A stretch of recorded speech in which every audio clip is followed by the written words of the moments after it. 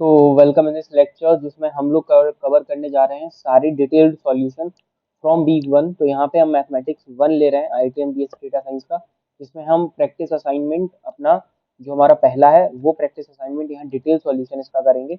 तो पहला क्वेश्चन यहाँ पे दिया गया है, given below is a Venn diagram of set of the student who take math, physics and statistics, which of the option S is are true and correct। ठीक है, तो यहाँ पे क्या है, एक वेन डायग्राम दिया गया है। ठीक है, और वेन डायग्राम में से हमें सबसे पहले वेन डायग्राम को समझने की नीड है। तो यहाँ पे पहले ये देख लेते हैं कि वेन डायग्राम क्या कह रहा है। तो यहाँ पे देखो, अगर हम बहुत ध्यान से देखेंगे तो यहाँ पे क्या है, सेट्स दिए गए हैं स्टूडेंट्स के। यहाँ पे अगर मैं कहूँ कि जो वेन डायग्राम है, इसमें आपको दिखा है कि नोटेशन फॉर सेट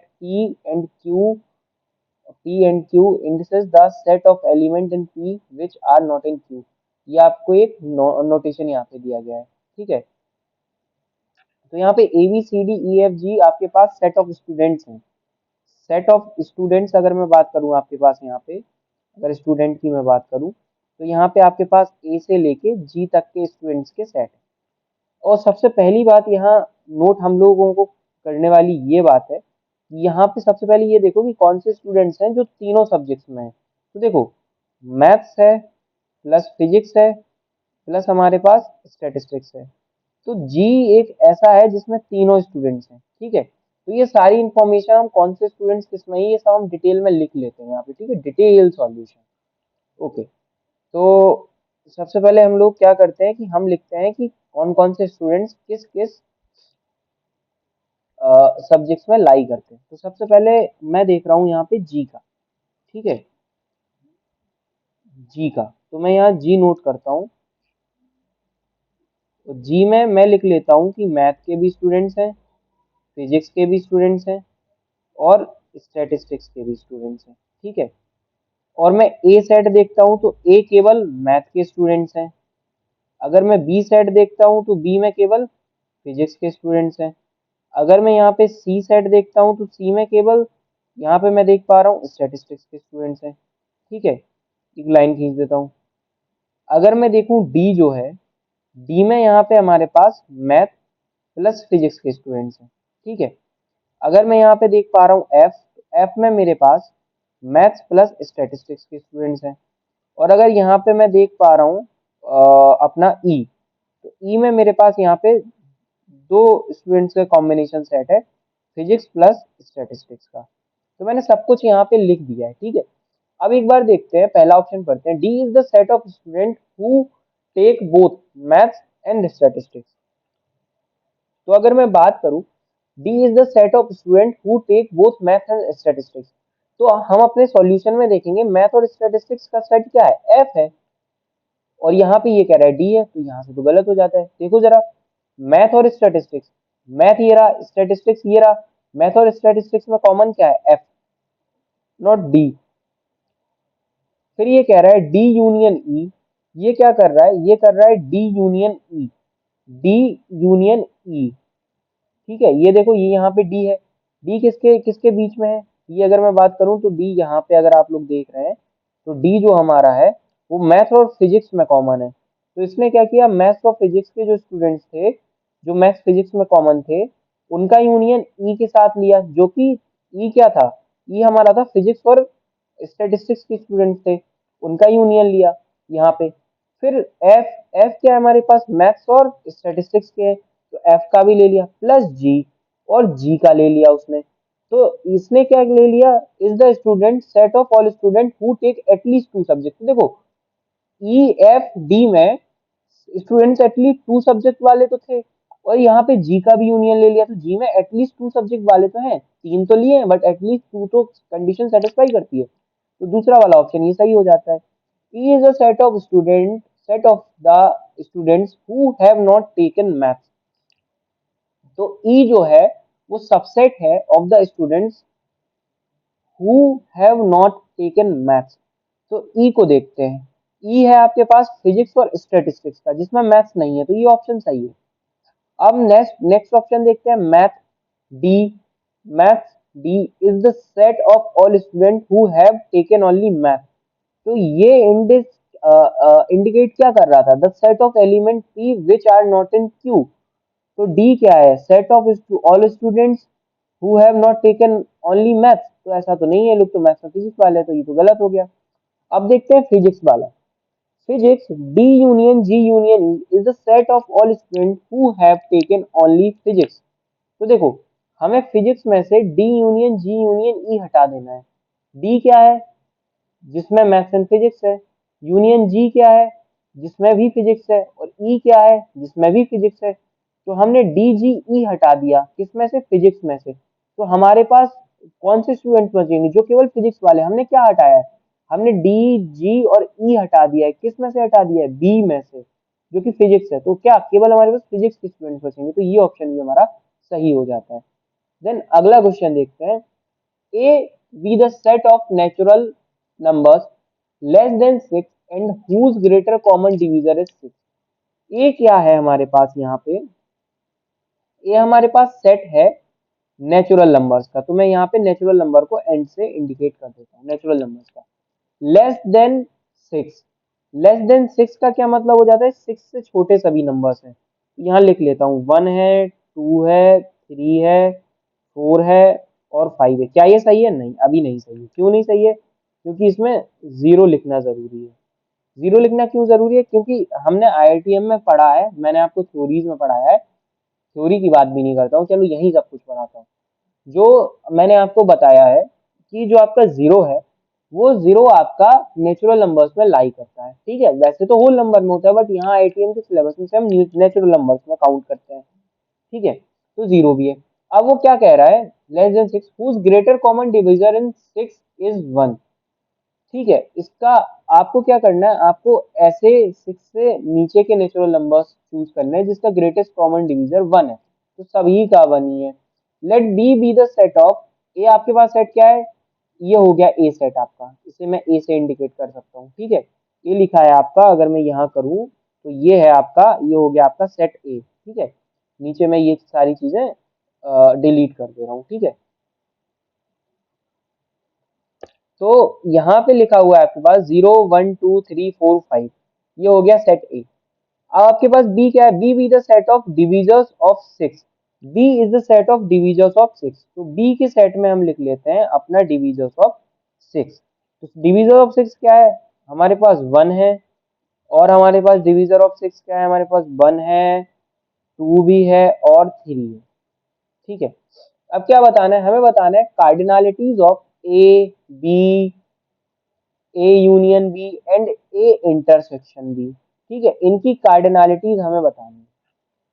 तो सबसे पहले सेट ए देखते हैं। सेट ए को करेक्ट करके लिखते हैं कि सेट ए में अभी तक तो हमने ये लिखा था कि 0 6 से छोटे नंबर्स कौन से हैं। तो सेट ए को पहले करेक्ट करके लिखते हैं।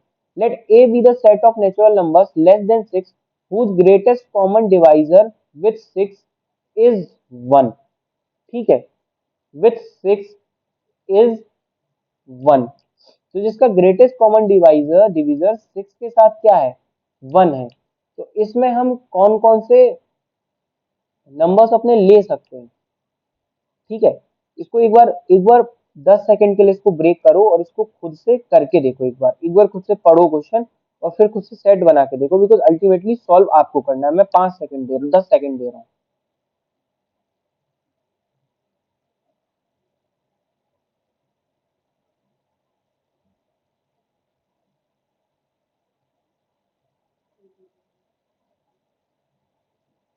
ओके, देन देखते हैं 6 के साथ जो हमें ए सेट बनाना है। ठीक है, जो हम लोग ए सेट बनाने वाले हैं अपना। ठीक है, तो अगर मैं ए सेट की बात करूं कि 6 के साथ आपका ग्रेटेस्ट कॉमन डिविजर क्या होना चाहिए, 1 होना चाहिए। तो इस केस में हम क्या करेंगे, हम लोग ना तो जीरो को काउंट करेंगे, ना हम लोग 1 को काउंट करेंगे, बिकॉज 1 1 ही है।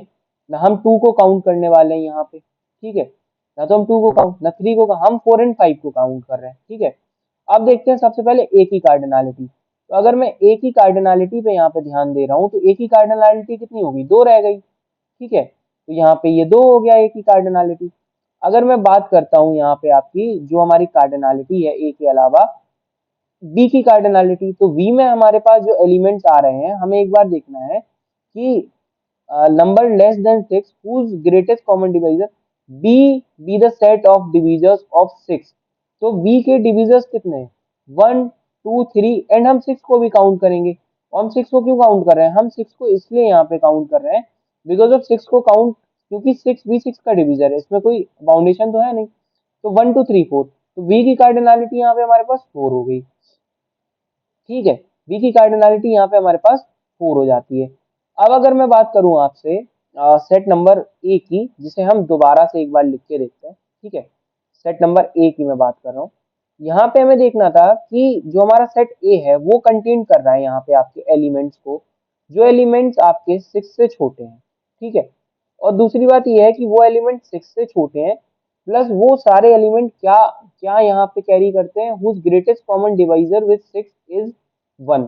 ठीक है, 6 के साथ उसका ग्रेटेस्ट कॉमन डिवीजर क्या है? वो 1 है। तो देखो 2,6 की बात करूं तो 1 नहीं होगा। किसी भी कंडीशन में आपका ग्रेटेस्ट कॉमन डिवीजर 6 के साथ 1 होगा क्या? 6 के साथ 1 होगा क्या ग्रेटेस्ट कॉमन डिवीजर? अगर मैं बात करूं 1,6 की, तो 1,6 में हमारा ग्रेटेस्ट कॉमन डिवीजर 6 के साथ क्या है? 1 है, तो यहाँ पे 1 आ जाता है। और एक और एलिमेंट हमारे पास आता है 5, तो 1,5 हमारा राइट सेट होगा, जो कि मैंने आपको बना के बताया है। ठीक है, तो ए की जो हमारी एग्जैक्ट वैल्यू होगी वो 1,6 होगी। ठीक है, क्योंकि ग्रेटेस्ट कॉमन डिवीजर 6 के साथ हमें 1 से लेके 6 तक के नंबर्स लिखने हैं, 1 2 3 4 5 और 6। 6 से छोटे तो 6 को काउंट नहीं करेंगे। अब हमें देखना है 6 के साथ ग्रेटेस्ट कॉमन डिवीजर 1 किस किसका है? 6,1 का, हाँ 1 है। 2,6 का नहीं है, 2 है, क्योंकि 2 से डिवाइड हो जाएगा। 3,6 का नहीं, 3 होगा। 4,6 का 2 होगा। 5,6 का 1 होगा ग्रेटेस्ट कॉमन डिवीजर। तो इनके केस में हमें 1 1 ग्रेटेस्ट कॉमन डिवीजर मिल रहा है। ठीक है, तो यहाँ पे अगर मैं बात करूं कार्डिनलिटीज की, तो कार्डिनलिटीज में यहाँ पे हमारे पास जो ए की कार्डिनलिटी है वो तो 2 हो गई, जो हमारे पास बी की कार्डिनलिटी है वो हमारे पास 4 हो गई। जो हमारे पास ए इंटरसेक्शन बी की, ए यूनियन बी की है, तो ए यूनियन बी कैसे निकालते हैं? हमें सारे एलिमेंट्स लेने हैं ए के और बी के, कॉमन हम लोग लेते नहीं है बिकॉज सेट में कॉमन का कोई मतलब नहीं है। तो ए यूनियन बी में जब निकाल रहा हूँ तो ए यूनियन बी आएगा 1 2 3 5 एंड 6। ठीक है, इसकी कार्डिनलिटी, कार्डिनलिटी मतलब नंबर इसमें कितने हैं सेट में, तो नंबर्स कितने होंगे सेट में? नंबर्स होंगे हमारे पास 5। तो यहाँ की कार्डिनलिटी हम क्या कह देंगे इसकी, ये यूनियन बी की, इसकी कितनी हो गई? 5। ठीक है, अब नेक्स्ट मूव होते हैं हम लोग जो हमारा ए इंटरसेक्शन बी है इसकी कार्डिनलिटी पे। ठीक है, तो इंटरसेक्शन का मतलब होता है कॉमन, तो दोनों सेट में कॉमन क्या है? 1। तो सेट ए इंटरसेक्शन बी की कार्डिनलिटी कितनी होगी? 1, क्योंकि दोनों में 1 ही तो कॉमन है और 1 ही उस सेट में अकेला आएगा। तो ये वाला ऑप्शन हमारा सही हो जाता है। ठीक है,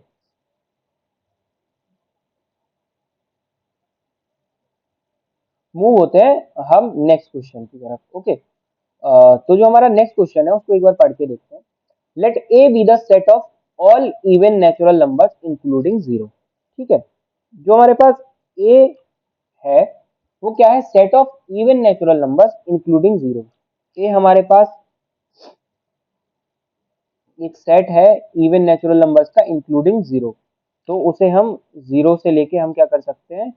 1 एंड डॉट डॉट डॉट, ये हमारे पास सेट ए है। B be the set of all odd numbers, odd natural numbers. तो ऑड नेचुरल नंबर्स में हम लोग क्या काउंट करते हैं? ऑड नेचुरल नंबर्स में, ऑड नंबर्स हमारे पास क्या होते हैं?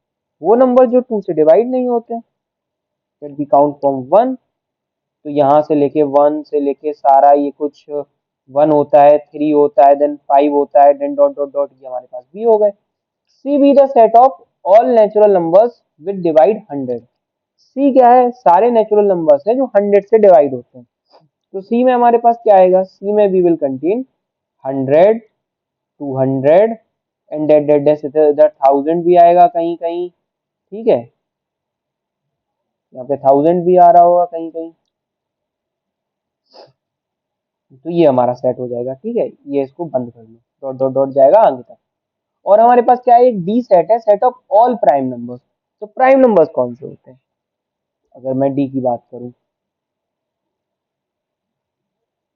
डी की अगर मैं बात करता हूँ, ठीक है, तो सारे ये प्राइम नंबर्स का सेट हो गया। ठीक है, अब मैं आगे चलता हूँ इन इन इन क्वेश्चंस को, इनमें से बताता हूँ कि कौन सा ऑप्शन सही है। तो चारों सेट आपने देख लिया। ठीक है, अब देखना, अगर मैं यहाँ पे आपसे बात करता हूँ पहला वाला ही यहाँ पे देखते हैं। ए इंडिविजुअल है, 0 1 2 3 4 5 6 नेचुरल नंबर्स, तो ये तो हम नहीं कह सकते बिकॉज ए अलग हो गया और बी अलग है। बी तो बी जो पोर्शन है वो कुछ पोर्शन बी में ए का भी तो हो रहा होगा। बताओ, जो हमारे पास ए सेट है ऑल इवन नेचुरल नंबर्स और B is the set of all odd natural numbers, तो B all odd natural numbers, तो ए में ए के जो एलिमेंट होंगे वो बी में भी तो कुछ एलिमेंट कंटेन हो रहे होंगे। ये हम कह ही नहीं सकते हैं कि हमारे पास जो भी एलिमेंट्स हैं वो सारे एलिमेंट जो ए में है और बी के एलिमेंट्स अलग होंगे। अच्छा, सी देखते हैं। सी क्या है? Set of all natural numbers. C क्या है? Set of all natural numbers. तो सी है ऑल नेचुरल नंबर्स का सेट। और ए क्या है? सारे वो सारे नेचुरल नंबर्स जो 0 1 2 3, हम तो इंफिनिटी तक जा रहे हैं। तो ए एंड सी का कुछ पार्ट इंटरसेक्शन होगा। इस इंटरसेक्शन पार्ट में क्या आएगा? 100 200 जैसे नंबर्स। ठीक है। एंड सी में 100 200 300 हम लोग ले रहे थे, तो बी में हमारे पास क्या था? बी में हमारे पास वो सारे नंबर्स थे जो 1 3 5 7, यानी कि बी में हमारे पास set of odd all odd numbers था। ठीक है। तो बी एंड सी का कुछ इंटरसेक्शन पोर्शन हमारे पास रहेगा। अब अगर मैं बात करूं आपसे कि जो हमारा सी ऑप्शन है, इस वाले ऑप्शन में डी एंड सी का इंटरसेक्शन कैसे हो रहा है? तो डी देखो, डी में हमारे पास क्या है? सारे प्राइम नंबर्स आ जाते हैं। तो प्राइम नंबर्स सी का इंटरसेक्शन हमारा होगा, तो उस केस में हम क्या ले रहे हैं? सी ऑप्शन ले रहे हैं। और ये वाला ऑप्शन हमारा क्यों नहीं सही है? बिकॉज इसमें कहीं भी बी नहीं है। एंड ए एंड सी का intersection and C and D का इंटरसेक्शन यहाँ पे दिखाया जा रहा है। ठीक है। तो ये वेन डायग्राम हमारे सही हो जाते हैं। ठीक है। अब नेक्स्ट क्वेश्चन की तरफ मूव करते हैं, जो कि हमारा question number 4। Let A be the set of natural numbers which are multiplies of 5 strictly less than 100। A क्या है? हमारे पास सेट है नेचुरल नंबर्स का which are multiplies of 5 strictly less than 100। ठीक है। तो सबसे पहले A सेट लिखते हैं। ठीक है। क्या है? नेचुरल नंबर्स का सेट है which are multiples of 5 strictly less than 100, यानी कि 100 को इंक्लूड नहीं करना है। तो इसमें क्या लेंगे? 5 10 15 20 dash dash dash dash dash 95 100। B be the set of natural numbers which divide 100। B क्या है? सेट ऑफ नेचुरल नंबर्स जो 100 को डिवाइड करते हैं। 1 करता है, हाँ जी। 2 करता है, हाँ जी। 3 नहीं करता। 4 करता है, हाँ जी। 5 करता है, हाँ जी, डिवाइड करता है। क्या 6 डिवाइड करता है? नहीं करता है। 5 डिवाइड करता है, 7 नहीं करता। 9 10 डिवाइड करता है, तो यहाँ पे 10 लिख लीजिए। 11 डिवाइड करता है? नहीं। 12 डिवाइड करता है? नहीं। 13 14 15 नहीं। 16 17 20 डिवाइड करता है। देन 25 डिवाइड करता है।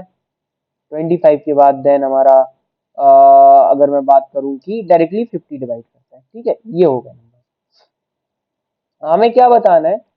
हमें बताना है वी आर द, ठीक है, अब हमें बताना है set of all element in B but not in A.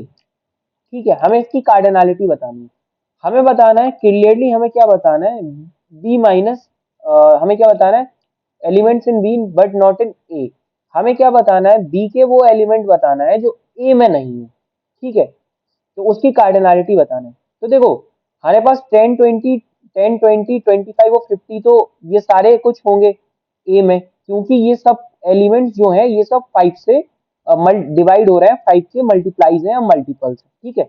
But 1 2 4 5 चार नंबर्स ऐसे होंगे हमारे पास जो कि बी में तो है बट ए में नहीं है। हमें वही बताना है। मैं यहाँ इरेज भी करके दिखाता हूँ। देखो, पढ़ो इसको। बी माइनस ए मतलब the set of element in B but not in A. Element in B but not in A कौन कौन से एलिमेंट है? 1 2 3 4, तो इसकी कार्डिनलिटी 4 हो जाती है। अब अगर मैं आगे चलता हूं और बात करता हूं और आगे अपना जिसकी कार्डिनलिटी निकालनी है, that is A intersection B. तो जब मैं ए इंटरसेक्शन बी की बात करूंगा, ए और बी का इंटरसेक्शन निकालूंगा, तो देखो इसमें क्या थे? 1 2 4 एंड 5, ये हमारे 4 नंबर्स थे, तो ये तो इससे अलग ही आएंगे। बट एक चीज और इसमें अलग आएगी, क्या? वो रहेगा कि इसमें हम लोग 100 को भी काउंट कर रहे होंगे, ठीक है? तो इसकी जो कार्डिनलिटी आएगी ए इंटरसेक्शन बी की, दैट इज 5, क्योंकि 4 ये नंबर्स तो आएंगे। हम हमारा मतलब क्या है, हमारा मतलब ए इंटरसेक्शन बी से हमारा मतलब क्या होता है? इसका मतलब होता है दोनों के कॉमन एलिमेंट, दोनों के कॉमन एलिमेंट, दोनों में जो कॉमन है, ठीक है? यहाँ पे 4 प्लस 100 को भी हम लेंगे तो यूनियन भी, इसकी कार्डिनलिटी यहाँ पे 4 हो जाएगी। 9 क्या हो रही है कार्डिनलिटी? 9 कार्डिनलिटी कैसे आ रही है? अगर मैं बात करूं, मुझे क्या निकालना है? एंड बी, बी की कार्डिनलिटी। तो बी की में कितने एलिमेंट्स हैं? 1 2 4 5, 4 एलिमेंट, 10 20 25 50 एंड 100 भी इसमें काउंट करेंगे हम लोग, क्योंकि उसमें कोई भी कंडीशन नहीं दे रखी है कि इसमें 100 नहीं होगा। तो 1 2 4 5 10 20 25 50 एंड 100 कितने हो जाते हैं? 9। तो इसकी बी की कार्डिनलिटी कितनी होगी? 9। Then move to the next question, जिसमें हम लोग डिस्कस कर रहे हैं, suppose the cardinality of set A is 2 and the cardinality of set B is 3, ठीक है? Cardinality of the cartesian product A cross B. अब ए क्रॉस बी की कार्डिनलिटी हमें निकालनी है। तो देखो, ए की कार्डिनलिटी क्या है? 2 है। बी की कार्डिनलिटी क्या है? 3 है। कार्टेशियन प्रोडक्ट से मतलब होता है ए क्रॉस बी, तो इनकी कार्डिनलिटी भी मल्टीप्लाई हो जाती है, जो कि कितनी आएगी? 3 2 6। अब अगर मैं बात करूं कि हमारे पावर सेट कितनी होंगी, तो नंबर ऑफ पावर सेट होता है 2 की पावर में कार्डिनलिटी। अब 2 की पावर में कार्डिनलिटी कितनी आई है? 6। ये पावर सेट का नंबर होता है 2 की पावर में कार्डिनलिटी। 2 की पावर 6 कितना होता है? 64। तो 64 जो होगा हमारा, वो हमारा क्या हो जाएगा? Power set A cross B की कार्डिनलिटी कह सकते हैं, या power set A cross B में इतने एलिमेंट होंगे 64। नेक्स्ट क्वेश्चन की तरफ मूव करते हैं। इन अ सर्वे it is found that in a particular locality 64 houses by English newspaper। कितने houses? 64 houses by English newspaper, इसको ई बना देते हैं, ठीक है? 94 houses by Tamil newspaper, 94 houses को टी का नाम दे देते हैं, ठीक है? अब क्या है? 26 houses by both, 26 houses by both, English plus Tamil, ठीक है? How many houses by newspaper only one language. तो ओनली वन लैंग्वेज के लिए क्या करना है? 26 को इसमें से घटा दो, इंग्लिश में से, तो टोटल इंग्लिश वाले आ जाएंगे जो केवल इंग्लिश लेते हैं। और 26 को इस तमिल में से घटा दो, तो 94 में से जब आप ये माइनस करोगे तो आपके पास केवल तमिल वाले आ जाएंगे, उन दोनों को जोड़ देंगे। तो 64 माइनस 26, ये कितना हुआ? तो 6 इसमें से 58 और 20 वो, तो 38 हमारे पास यहाँ पे आ जाएगा। और अगर मैं 94 में से माइनस करता हूँ 26 को, तो 90 88 88 20 68, 68, तो ये हो जाएगा हमारे पास 68। तो ये हमारे पास 106, जब इनको काउंट करेंगे तो 106 हमारे पास वन लैंग्वेज हो गया। कैसे? हमने फिर से रिपीट कर दे रहा हूँ, जो 64 मेरे पास इंग्लिश वाले थे, उनमें से मैंने 64 इंग्लिश वाले क्या लेते थे, वो लोग दोनों लैंग्वेज के कितने थे? 26। तो मैंने 26 को घटा दिया इंग्लिश में से, तो मेरे पास केवल इंग्लिश वाले बच गए। 64 माइनस 26 कितना आया? 38 आया। तो 38 नंबर क्या है? जो लोग केवल इंग्लिश लेते हैं। और 68 नंबर क्या है? जो लोग केवल तमिल लेते हैं। दोनों को ऐड कर दिया तो मेरा क्वेश्चन का आंसर आ गया, ठीक है? देन आगे चलते हैं, क्वेश्चन नंबर 7 पे मूव होते हैं, ठीक है? तो क्वेश्चन नंबर 7 क्या कहता है हमारा? Which of the following number is are irrational. अब देखो, इरेशनल नंबर हमें काउंट करना है, तो सबसे पहले सबको सॉल्व करके देखना है। तो पहला है 2 प्लस रूट थ्री, सॉल्व हो सकता है क्या? नहीं होगा। 2 प्लस रूट थ्री की वैल्यू 1.7 कुछ कुछ कुछ होएगी, रूट के अंदर रहेगा, सॉल्व नहीं होगा। तो पहला वाला ही हमारा इरेशनल हो जाएगा, बिकॉज ये जब इसको सॉल्व करेंगे तो ये पॉइंट्स में इसका आंसर आएगा, और पॉइंट में रिपीटेशन नहीं होगा। रिपीटेशन होता तो रेशनल हो जाता, बट रिपीटेशन नहीं होगा तो ये रेशनल हो गया।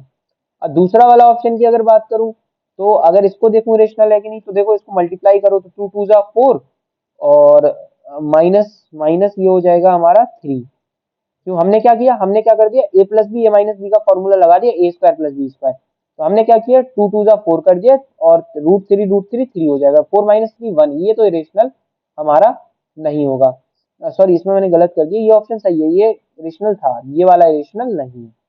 ये वाला 2 2 जा 4 - 3, तो ये भी रेशनल नहीं है। इसको देखते हैं, 2 √3 जब करेंगे तो √3 क्या होता है हमारा, एक इरेशनल है, तो ये पूरा टर्म इरेशनल हो जाएगा। प्लस अगर मैं 3 √2 करूंगा तो √2 भी हमारा क्या है, इरेशनल है, ये पूरा टर्म भी इरेशनल हो जाएगा। और अगर मैं आपको बताऊं, इरेशनल प्लस इरेशनल जो हमारा क्या होता है, इरेशनल, तो ये वाला भी हमारा इरेशनल हो गया। अब मूव होते हैं 8th क्वेश्चन की तरफ। तो देखो, which of the following is are true for R given below. तो जो आर है हमारा A comma B, both A comma B are even non zero integers and A divide by B is an integer. तो देखो, हमारा क्या है कि A comma A and B जो है वो इवन नॉन जीरो इंटीजर्स, ठीक है, ए कॉमा, ओके। और वो क्या कह रहा है कि integers and a upon b is an integer. अब देखो, ए एंड बी इंटीजर्स नहीं है, ए एंड बी अगर मैं बात करूं, ए कॉमा बी, तो ये लोग इंटीजर्स को बिलोंग नहीं करते हैं। बट आपका ए वाई बी जो है वो बिलोंग करता है इंटीजर्स को, ठीक है। अब आपको बताना है कि ये रिलेशन कौन सा रिलेशन होगा, ठीक है। तो देखो, कुछ हमारे पास ऐसे भी होंगे, सपोज 0.5 एक नॉन इंटीजर है और बी की वैल्यू भी 0.5 हो गई, तो ये क्या आ गया, 1 आ गया, इंटीजर हो गया। तो ये वाला सेट भी हमारे इसमें होगा। इसका मतलब क्या है, ए की वैल्यू भी सेम है और बी की वैल्यू भी सेम है। जब ए और बी की वैल्यू ए कॉमा बी वाले सेट में सेम हो जाती है, तो वो वाला रिलेशन हम लोग क्या कहते हैं, वो रिफ्लेक्सिव रिलेशन होगा। और वो रिफ्लेक्सिव रिलेशन क्यों है, वो रिफ्लेक्सिव रिलेशन इसलिए है बिकॉज ए कॉमा बी जो है वो ए कॉमा ए के फॉर्मेट में आ रहे हैं। यहाँ देखो, ए कॉमा ए के फॉर्मेट में आ रहे हैं क्योंकि ए और बी की वैल्यू बराबर है, ठीक है। तो उस केस में ये रिफ्लेक्सिव रिलेशन हो गया। ये चीज आपको समझ में आ गई होगी। और अगर मैं आपसे बात करता हूँ कि ट्रांजिटिव रिलेशन, अगर मैं सिमेट्रिक देखूं तो सिमेट्री तो ये कहीं से नहीं होगा, क्योंकि अगर ए कॉमा बी आ रहा है तो बी कॉमा ए तो इसमें मिलना पॉसिबल ही नहीं है, ठीक है।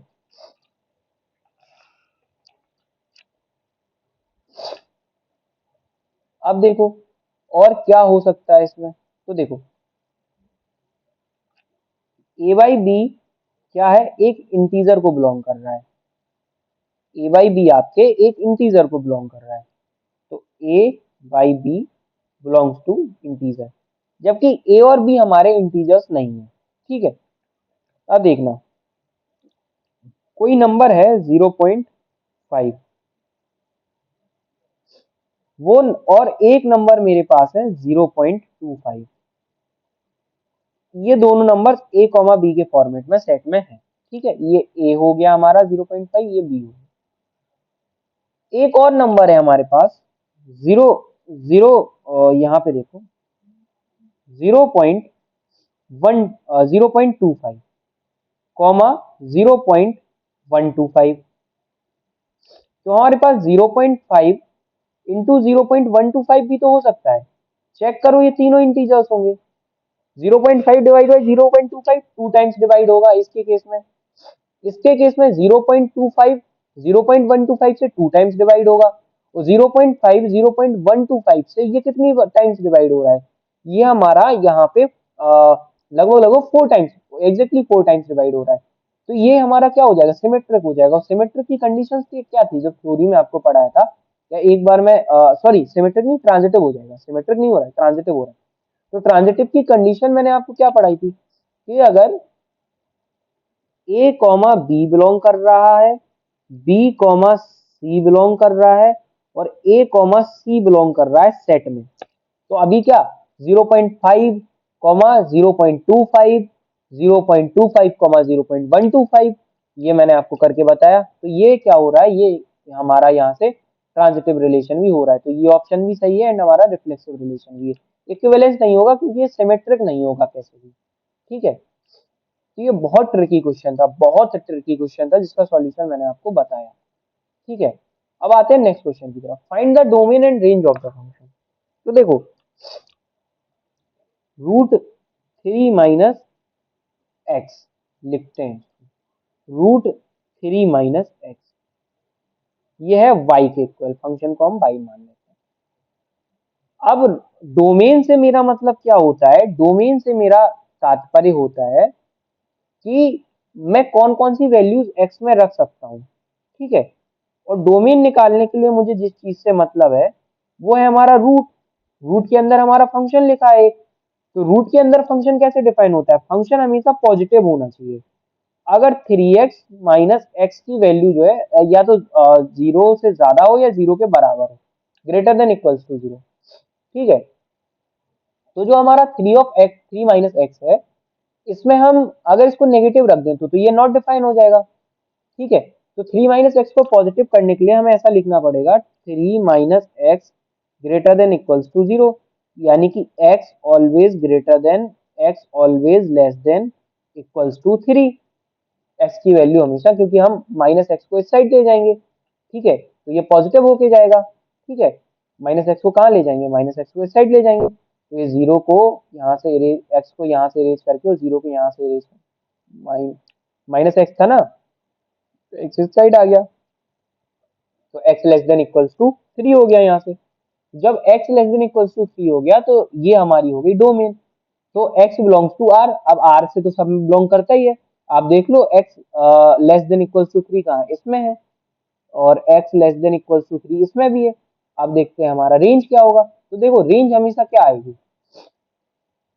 रेंज कैलकुलेट करने के लिए हम क्या करते थे, हम फंक्शन को x के टर्म्स में कैलकुलेट करते थे। तो सबसे पहले स्क्वायर करूं, तो y² is equals to 3 - x हो गया। ठीक है, अब x इस साइड लाए, x is equals to 3 - y² हो गया।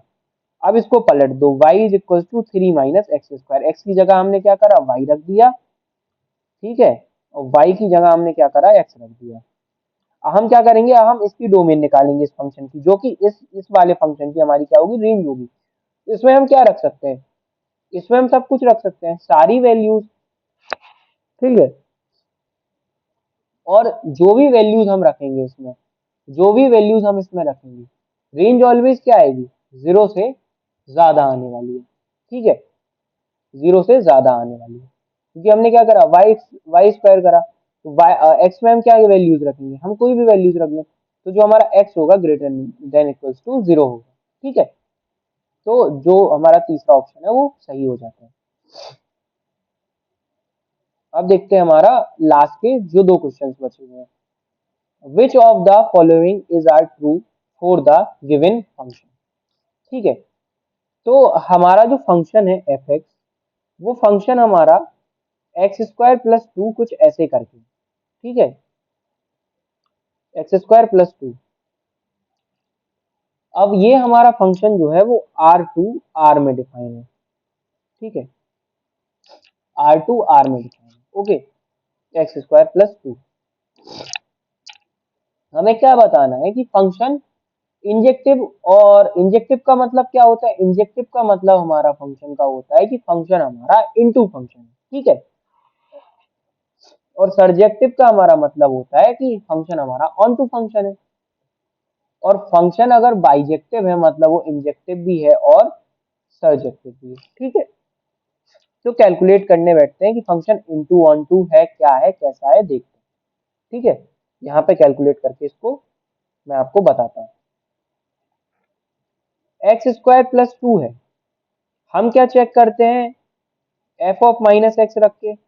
f(-x) आप अगर रखेंगे इस फंक्शन में, तो ये क्या होगा, x² + 2 ही होगा, क्योंकि x² तो उसको पॉजिटिव कर देगा। तो फंक्शन में f(-x) जो है वो f(x) के बराबर आ रहा है हमारा। ठीक है, तो फंक्शन क्या होगा इस केस में, जो हमारा फंक्शन होगा, मतलब -x पे भी फंक्शन की वही वैल्यू है और +x पे भी फंक्शन की वही वैल्यू आ रही है। ठीक है, तो फंक्शन क्या होगा इस केस में, इनटू हो जाएगा। फंक्शन इज इनटू, इनटू का मतलब इंजेक्टिव होगा, तो फंक्शन इज इंजेक्टिव। ठीक है, अब देखते हैं कि फंक्शन हमारा ऑन टू है कि नहीं है। ठीक है, तो फंक्शन को ऑन टू करने के लिए हम लोग कौन कौन से टेस्ट लगाते थे फंक्शन को ऑन टू प्रूव करने के लिए? हमारे पास मल्टीपल केसेस होते थे, बट हम क्या करते थे फंक्शन को ऑन टू और फंक्शन को सॉरी हाँ ऑन टू चेक करने के लिए कि फंक्शन हमारा ऑन ये तो वन वन हो गया। अभी तो हमने जो चेक किया इंजेक्टिव हो गया, यानी कि फंक्शन हमारा इंजेक्टिव हो गया, इनटू हो गया। ठीक है, अब हमें क्या चेक करना है कि फंक्शन हमारा ऑन टू नहीं होगा, तो F is not subject surjective. ठीक है, अब लास्ट क्वेश्चन देखते हैं कि find the domain of the function real valued function. तो डोमेन हमें निकालना है। अब देखो डोमेन का मतलब क्या है कि कौन कौन सी वैल्यूज हम इसमें रख सकते हैं। तो सबसे पहले हमने लिखा root x square plus two upon में एक्स स्क्वायर माइनस नाइन। अब डोमेन का मतलब होता है कि कहाँ कहाँ इस फंक्शन की मजबूरी पड़ रही है वो देखो। तो देखो डिनोमिनेटर जो हमारा है वो जीरो नहीं होना चाहिए, क्योंकि अगर जीरो हो जाएगा तो फंक्शन नॉट डिफाइन हो जाएगा। तो एक्स स्क्वायर माइनस नाइन हमारा हमेशा क्या होना चाहिए, कभी भी हमारा जीरो नहीं होना चाहिए। तो जीरो कहाँ पे होगा एक्स स्क्वायर, जहां पे एक्स स्क्वायर की वैल्यू 9 होगी, यानी कि एक्स की वैल्यू माइनस थ्री और प्लस थ्री होगी। ठीक है, तो हमारा जो रेंज होता है, डोमेन होता है आर, उसमें से हमें क्या माइनस करना पड़ेगा, माइनस थ्री और प्लस थ्री को हमें माइनस करना पड़ेगा। ठीक है, अब ऊपर से भी देखते हैं कि ऊपर से क्या मजबूरी है। तो देखो जो हमारा रूट होता है, रूट के केस में जो हमारा क्या है फंक्शन हमेशा क्या होना चाहिए, जो हमारा रूट के अंदर का फंक्शन है एक्स प्लस टू वो ऑलवेज ग्रेटर देन जीरो होना चाहिए, क्योंकि रूट के अंदर अगर नेगेटिव वैल्यू गई जैसे ही, तो वो क्या कर देगा, वो पूरे फंक्शन को बेकार कर देगा। और फंक्शन को बेकार करने का मतलब है कि वो हमारे फंक्शन को क्या कर देगा, आयोटा आ जाएगा फिर। तो एक्स प्लस टू को हमेशा रखना है पॉजिटिव। तो एक्स की वैल्यू क्या होनी चाहिए, माइनस टू से हमेशा greater than equals to two होनी चाहिए। ठीक है, जो हमारी आर की वैल्यू है, आर की वैल्यू हमेशा क्या होनी चाहिए, बड़ी होनी चाहिए।